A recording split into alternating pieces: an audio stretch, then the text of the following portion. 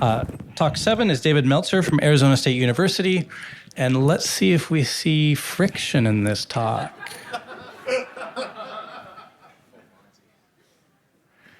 So we're looking at students' responses to thermodynamics questions and how those responses depend on the specific properties of the questions. The detailed report will be out in physical review within the next week or two. Our main data source is we use a large diagnostic instrument, has 78 questions in all, targets a variety of different concepts. It's designed so that each targeted concept, so for instance, the internal energy of the ideal gas is proportional to the temperature.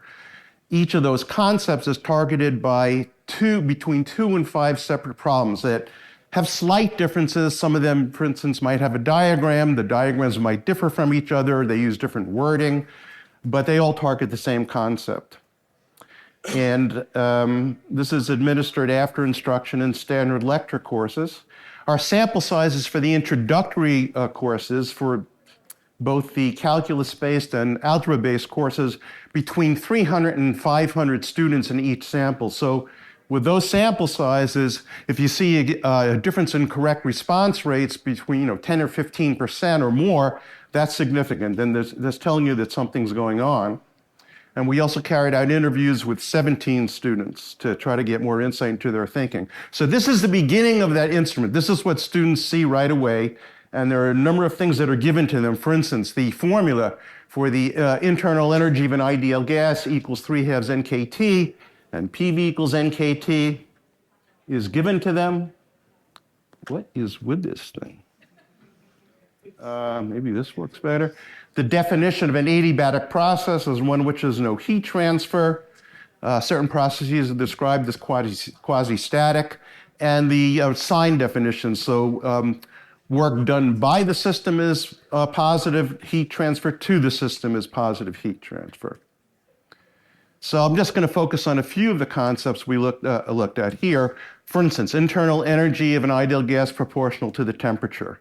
The sign of the change in the internal energy for an isochoric or isobaric process determined by whether pressure or volume are increasing. Work is positive for an expansion.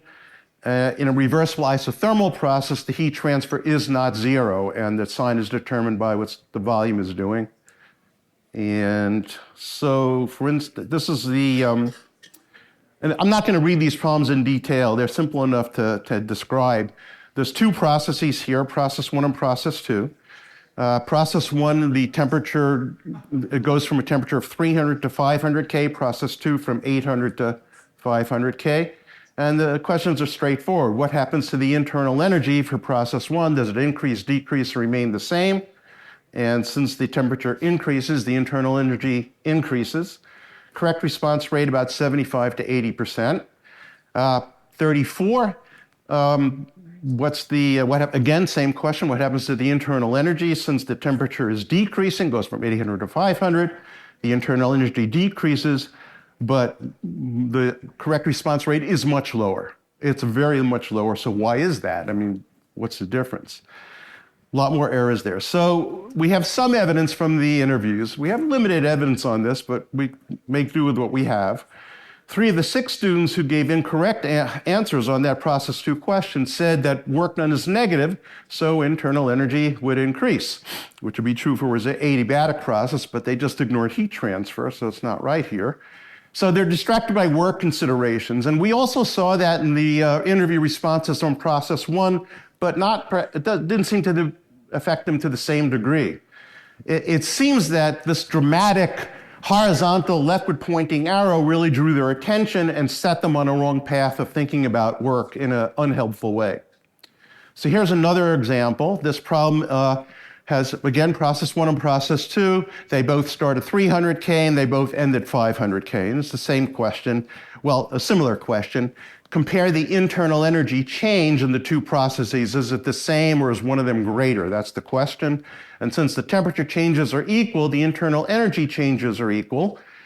But most students did not choose that answer. Most students gave an incorrect answer on this problem, either B or C. And the strongly preferred answer was that the internal energy change in process 1 would be greater, which it's not. So why is that? Why are students saying that? Again, we have limited evidence, but 3 of the 5 students in the interviews who answered B or C again provided incorrect arguments regarding work.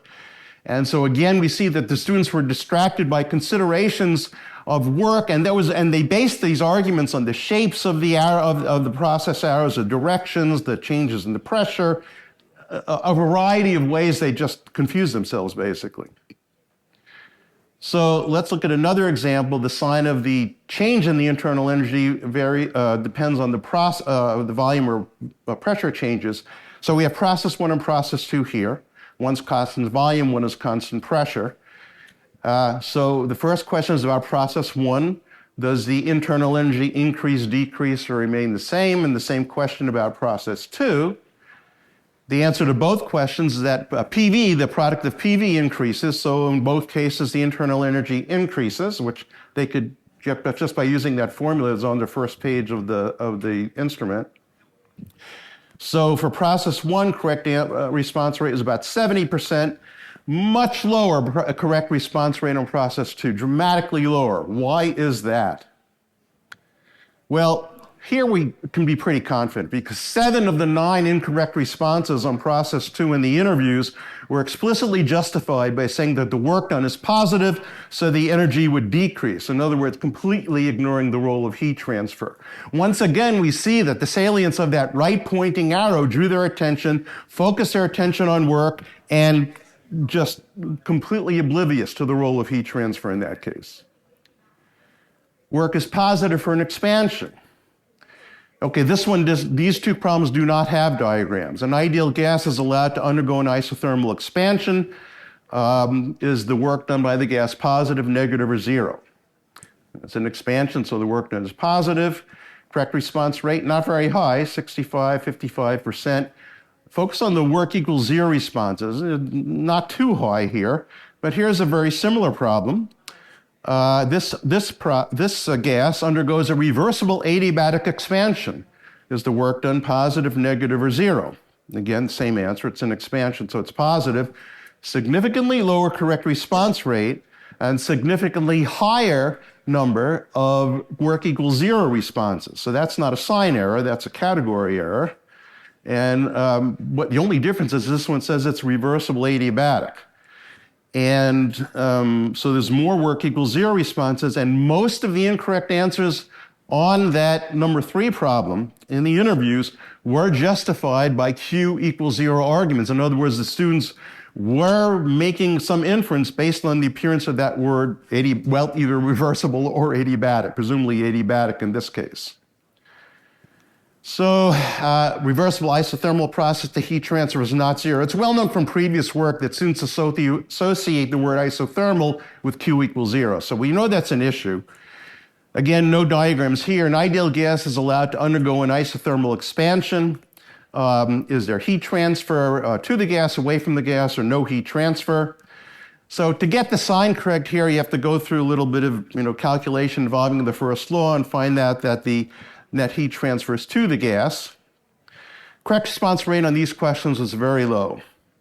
But again, I want to focus on the Q equals 0 responses, which are high. About a third of the students said Q equals 0 here. Again, that's not a sign error issue. Okay, so what's different about this question? Perform an experiment with an ideal monatomic gas such that it undergoes a reversible isothermal compression. Not very different. The sign of the answer changes, so now the net heat transfers away from the gas. Correct response rate's extremely low, but what's important here is that the Q equals 0 responses are significantly higher. Many more students are claiming that there's no heat transfer in the case of the isothermal compression than they did in the case of the isothermal expansion. And we don't know why, honestly, because the same justification was used in both. In other words, they said the process is isothermal, so there's no heat transfer. So Same reasoning. So in general, to summarize our findings, in problems involving PV diagrams, the shapes and directions of those process arrows often triggered these reasoning patterns that were just unproductive and confused the students. And it distracted them from the relevant features that would have allowed them to solve the problems easily.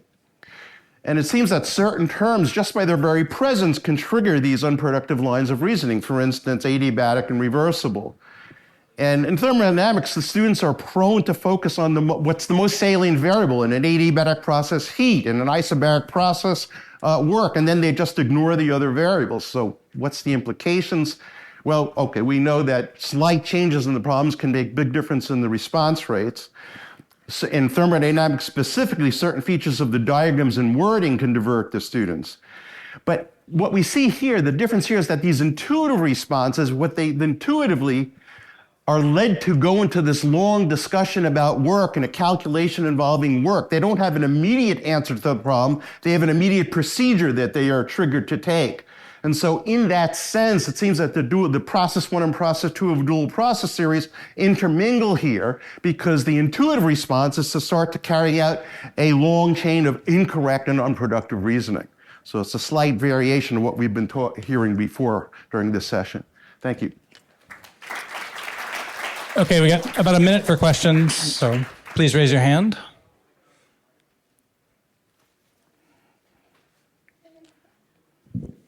I don't see any hands, but I do have a little bit of a question. You said 78 questions in the assessment? Yeah, there were 78 total. Were students answering all 78 of those questions in a single sitting? No, some of the students, it's a little complicated, but some of them answered all 78, some of them answered half because of the way the thing was administered. That's why the sample sizes vary. Any other questions? Okay, we're about out of time for this session, so we'll declare this closed. Thank all the wonderful speakers.